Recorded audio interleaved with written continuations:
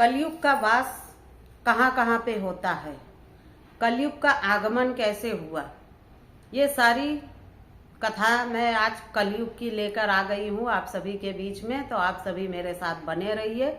कलयुग को राजा परीक्षित ने किस किस स्थानों पे रहने की परमिशन दी है, यानी कि इजाज़त दी है। तो आप सभी को अगर जानना है तो मेरा पूरा वीडियो देखिएगा। और नमस्कार, मैं प्रीतिराज शर्मा आप सभी के बीच में परीक्षित और कलयुग की कहानी लेके आ गई हूँ कि किस तरह से कलयुग का आगमन हुआ। तो बने रहिए मेरे साथ पूरे वीडियो में और लाइक कीजिए, कमेंट कीजिए, वीडियो अच्छा लगे तो शेयर भी कीजिए। तो शुरू करते हैं भाइयों और बहनों। तो आप सभी को तो पता है कि मैं मन गढ़ंत्र कहानी लेके नहीं आती हूँ। मैं जो पुस्तक में लिखा होता है वही बताती हूँ, क्योंकि बहुत सारे ज्ञानी लोग आ जाते हैं कमेंट करने कि ऐसा था वैसा था। तो भाई मैं भी कमेंट में जवाब दे देती हूँ कि ये पुस्तक से पढ़ के मैंने ये कथा आप सभी के को बताया है। आप जाके उस पुस्तक लिखने वाले से सवाल कीजिए, मुझे उल्टे सीधे कमेंट मत कीजिए। तो एक समय की बात है, राजा परीक्षित शिकार पे निकले थे जंगल में और वहीं पे उन्होंने अपना कैंप लगाया, शिविर बोलते हैं ना, शिविर लगा के और रात्रि को वहाँ ठहरने की व्यवस्था करवाई और वहीं पे रुके। तो रात्रि का समय था, परीक्षित अपने शिविर में सोए हुए थे। रात्रि का समय था और राजा परीक्षित अपने शिविर में सोए हुए थे। दो प्राणियों की वार्तालाप उनकी नींद टूट गई। दो लोग बात कर रहे थे और उनकी आवाज से उनकी नींद टूटी।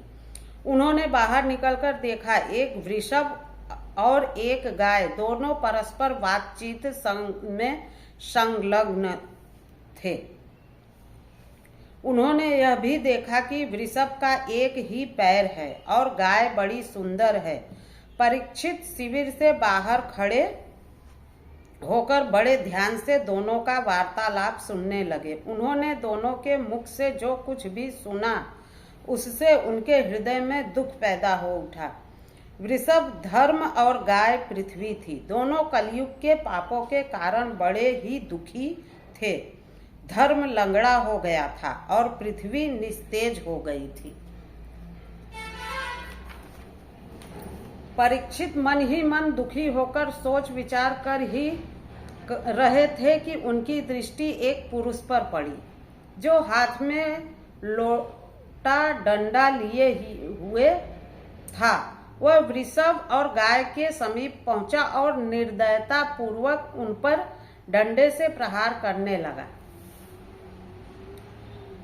कौन था आपको पता है? जो आदमी था डंडा लेके, बड़ा सा डंडा लेके और आया और गाय को और वृषभ को पीटने लगा, वो कलयुग था। जहाँ कलयुग का वास होगा वहाँ गाय माता के ऊपर अत्याचार होगा, उनको काटा जाएगा, मतलब कि कलयुग जहाँ रहता है, जहाँ कलयुग का वास होगा वहाँ ही ऐसे अनैतिक कार्य होते हैं। भाइयों और बहनों, आप सभी समझ लीजिए कि यहाँ पे कलयुग का वास है। प्रहार करने लगा, यानी कि मारने लगा। परीक्षित अपने आप को रोक नहीं सके। उन्होंने धनुष पर बाण चढ़ाकर उस पुरुष को की ओर देखते हुए क्रोध भरे स्वर में कहा, तू कौन है और निरपराध को क्यों पीट रहा है? परीक्षित ने धनुष बाण तानी और कलयुग के सामने कि तू कौन है और बिना किसी अपराध को इनको क्यों मार रहा है? सच सच बता, नहीं तो मैं अपने बाण से तेरे शरीर के टुकड़े टुकड़े कर दूंगा, परीक्षित ने कहा। पुरुष भयभीत होकर कांपने लगा। उसने कांपती हुई वाणी में उत्तर दिया, राजन, मैं कलयुग हूँ, मुझे क्षमा कीजिए, मैं आपकी शरण में हूँ। अब कलयुग ने अपना चाल खेल दिया, बहुत चतुर। जहाँ ये सब होता है ना भाइयों और बहनों, वहाँ कलयुग का वास होता है। पल में इधर पल में उधर, यानी कि कलयुग जहाँ रहेगा ना, उठ पटांग काम ही पाप ही करवाएगा। वो कभी भी पुण्य का काम नहीं करने देगा। तो यद्यपि परीक्षित के मन में क्रोध पैदा हो उठा था और उनके मन में उस पुरुष के प्रति घृणा पैदा हो उठी थी, किंतु जब उसने विनय भरी वाणी में शरणागत होने की बात कही तो परीक्षित के मन में का क्रोध ठंडा हो गया। वीर पुरुष शरणागत होने पर अन्यायी अधर्मी का भी विनाश नहीं करते हैं। परीक्षित ने कलयुग को छोड़ दिया, उसे क्षमादान दिया। कलयुग पुनः बोला, राजन बताइए मैं कहाँ रहूं, क्योंकि मैं जहां भी रह सकता हूं आपकी कृपा से ही रह सकता हूं। कलयुग ने स्थान मांगा राजा से, राजा परीक्षित से कलयुग ने स्थान मांगा कि हे राजन आप ही बता दीजिए कि मैं कहाँ पे रहूं। तो परीक्षित ने कलयुग पर कृपा करके उसके निवास के लिए 4 स्थान बताए। पहला, ध्यान से सुनिएगा भाइयों और बहनों, जुआ, जहां जुआ सट्टा ये सब खेला जाता है वो स्थान कलयुग का है।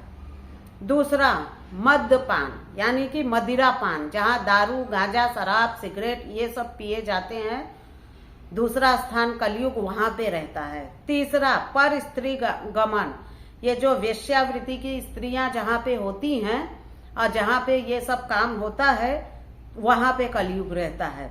चौथा, हिंसा यानी कि जहां पे मार पीट हिंसा होती है, एक दूसरे को मारा पीटा जाता है, काट पीट होता है, वहां पे कलयुग का वास होता है। कलयुग को स्थान दिया है राजा परीक्षित ने, वहां पे कलयुग का वास होता है।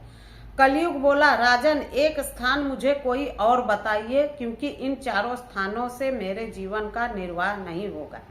कलयुग बोला, था तो बड़ा होशियार कि ये 4 जो स्थान मुझे दिया है यहाँ पे तो मेरा इतने में तो मेरा गुजारा होने वाला नहीं है, क्योंकि एक तो अच्छी चीज मुझे दीजिए कि लोग मुझे पूजे भी, कि जहां मैं रहूं तो लोग मुझे अच्छा भी बोले, क्योंकि ये 4 स्थान ऐसे हैं कि कोई इसे अच्छा नहीं बोलता है। एक चीज ऐसी दीजिए जहां कि लोग इस्तेमाल करें, अपने घर में रखें और पूजें और चाहें कि मैं उनके घर में रहूं।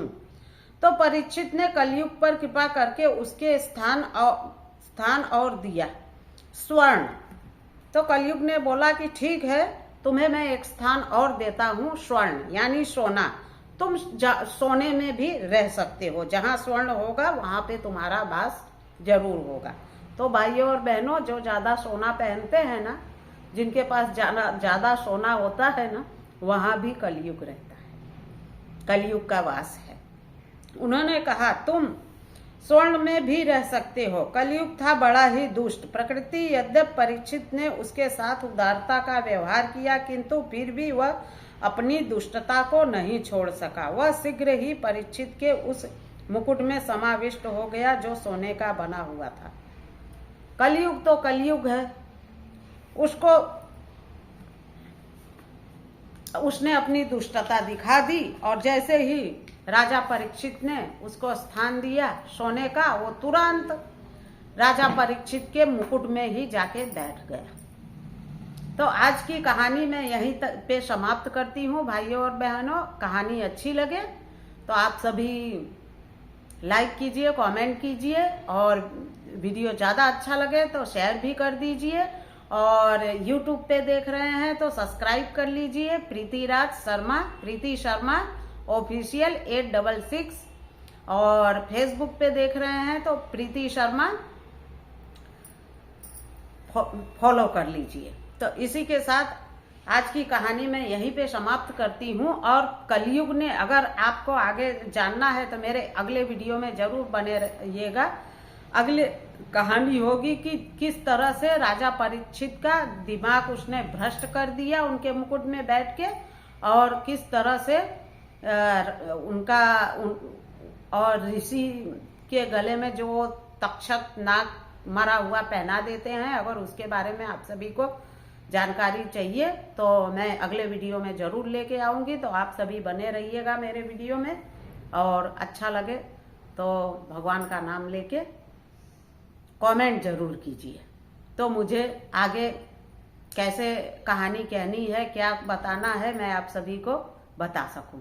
तो इसी के साथ मैं प्रीति शर्मा, नमस्कार, जय हिंद।